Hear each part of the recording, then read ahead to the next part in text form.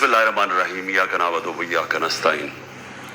आज मैंने FI inquiry के अंदर हिस्सा लिया और मैंने आपको कल भी बताया था कि जो FI इंक्वायरी है ये ज़रूर करें, लेकिन इसमें साबित होगा इंशाअल्लाह कि कोई कानून पाकिस्तान का मैंने नहीं तोड़ा।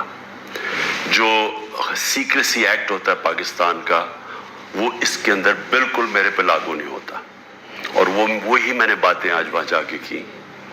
मैंने उनको समझाया कि जो साइफर होता है, साइफर एम्बेसडर जो भेजता है फॉरेन ऑफिस में, वो जिस खुफिया कोड में आता है वो फॉरेन ऑफिस में ही रह जाता है। जो prime minister, president, army chief, DGISI और जो कैबिनेट के सेक्रेटरी के पास आता है, वो सिर्फ जिसको पैराफ्रेज कहते हैं, यानी उसका मफहूम आता है, या उसके अंदर सीक्रेट कोड नहीं होती जो हमारे पास आता है। सीक्रेट कोड सिर्फ फॉरेन ऑफिस के पास रह जाती है। तो पहली चीज तो ये है कि मैंने कोई सीक्रेट कोड, उसकी तो हमारे पास आई नहीं, तो उसका सवाल ही नहीं पैदा होता कि सीक्रेट कोड हम आम कर दें, यानी कानून तोड़ें। दूसरी चीज मैंने उनको ये समझाया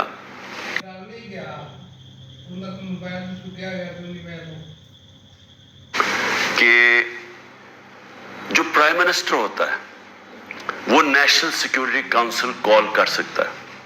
नेशनल सिक्योरिटी काउंसिल में सारे सर्विस चीफ्स होते हैं, army chief, air force, joint chief और नेवी के चीफ, ये सब बैठे होते हैं उसमें। और उसमें फिर हमारे फॉरेन ऑफिस भी होता है और हमारे जो सीनियर मेंबर्स होते हैं। ये फोरम होता है सबसे बड़ा नेशनल सिक्योरिटी का, ये फैसला करता है। इसके सामने मैंने वो आके रख दिया साइफर, यानी उसका जो मफहूम था वो फैसला करता है कि अमेरिका को पाकिस्तान के मामलों में मुदाखलत करने के लिए हम प्रोटेस्ट करेंगे, डिमार्च देंगे। वो सबसे बड़ा फोरम फैसला करता है। तो जब उसने फैसला कर दिया डिमार्च देने का, तो ये भी आज किस चीज पर डिमार्च देना था, क्योंकि उन्होंने धमकी दी पाकिस्तान के प्राइम मिनिस्टर को, एम्बेसडर को उसने धमकी दी डोनाल्ड डूर के, अगर इसको हटाओगे नहीं तो पाकिस्तान के लिए बड़ी मुश्किलात होंगी। ये था उसका। उसमें और भी जिस तरह चीजें मैं बता चुका हूं कि का इमरान खान खुद ही रूस चला गया था, ये कौन फीड कर रहा था, ये सबको पता है कि जिसके लिए ये पैगाम आया था वही फीड कर रहा था अमेरिकन को कि इमरान अकेला अपने फैसला करके तो चला गया रूस, जिस तरह के बाकी कोई ना, मैंने किसी और फॉरेन ऑफिस और किसी से मुशावरत नहीं की थी। जो एम्बेसडर असद मजीद कहते रहे कि ये गलत है, क्योंकि सबको पता था, इस 1 महीने पहले से पूरा प्लान बना हुआ था वहां जाने का रूस का। अब मैं जिस मामले पे आना चाहता हूँ, जो असल ब्रेकिंग न्यूज़ है वो ये है। ये बड़ा ज़रूरी है आपके लिए समझना, क्योंकि मेरा ईमान है अल्लाह अल हक है। जब मेरे ऊपर इन्होंने इतने ज़्यादा केसेस किए, मेरे ज़हन में भी नहीं आया इस मुल्क से बाहर जाने का। जिस तरह आपको पता है, यहाँ जैसे ही इक़्तिदार से उतरते हैं तो सीधी जाते हैं जिधर इनके पैसे पड़े होते हैं, जिधर इनके बड़े बड़े महल्लात होते हैं, जिधर चोरी का पैसा वहाँ भेजते हैं, ये सारे बाहर भाग जाते हैं। नवाज शरीफ, जरदारी, ये सब, और उनके नीचे वजीर भी बाहर भाग जाते हैं जिनको डर हो कि उन्होंने पैसा चोरी किया। लेकिन मैंने तब से कहा था कि मैं यहीं रह के सारे केस लड़ूंगा, और क्योंकि मेरा अल्लाह में पूरा ईमान है। इज्जत वो देने वाला है, जिल्लत भी उधर से ही आती है, वो आती है इंसान के अमाल की वजह से। तो अगर मेरा ज़मीर कहता है कि मैंने कोई गलत नहीं किया, तो मेरा ये ईमान है कि वो ऊपर वाला मुझे ना कभी जलील होने देगा, ना कोई मुझे जलील कर सकेगा। और सच वो है, अल हक है, और वो सच सामने आना है। अब ये जरा सच सामने क्या है। मुझे चेयरमैन नैब ने, और जिसके ऊपर मैंने हरजाना किया हुआ है, उसने जो मेरे वारंट वाले, और जिस तरह मुझे कमांडोज ने मुझे वहाँ से उठाया इस्लामाबाद हाई कोर्ट से, सारी दुनिया में बताया गया जिस तरह मुजरमों की तरह, और डंडे मार के और मार धाड़ करके मुझे वहाँ से लेके गए। تو ساری دنیا میں بتایا گیا کہ عمران خان کو کرپشن میں اٹھایا گیا. یاد رکھیں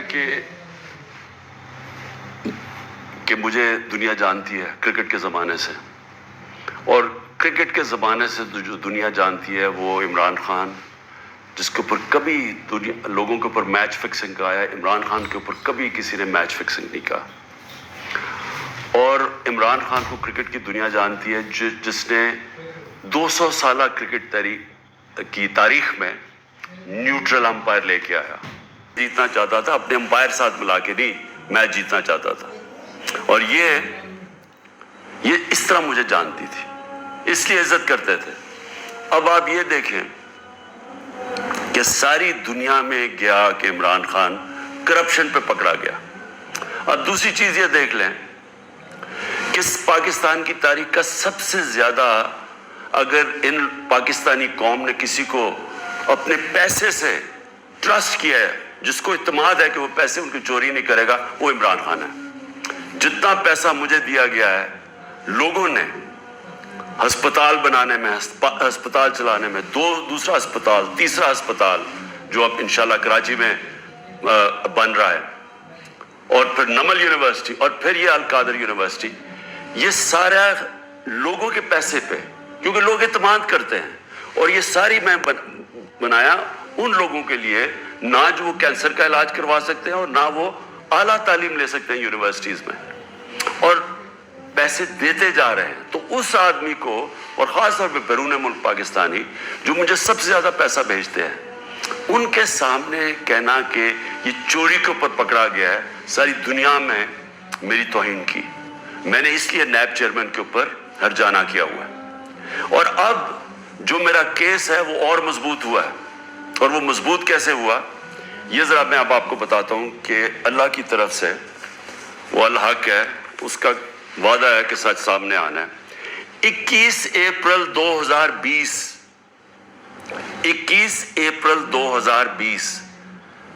آج سے 3 سال پہلے, 2 سال پہلے, سوری, آج سے 3 سال پہلے, آج سے 3 سال پہلے ایگزیکٹو بورڈ نیب کی میٹنگ ہوتی ہے, اور اس کے منٹس اب میرے پاس ہیں. 342 جو ایگزیکٹو بورڈ کی میٹنگ تھی, اس کا منٹس میرے سامنے ہے.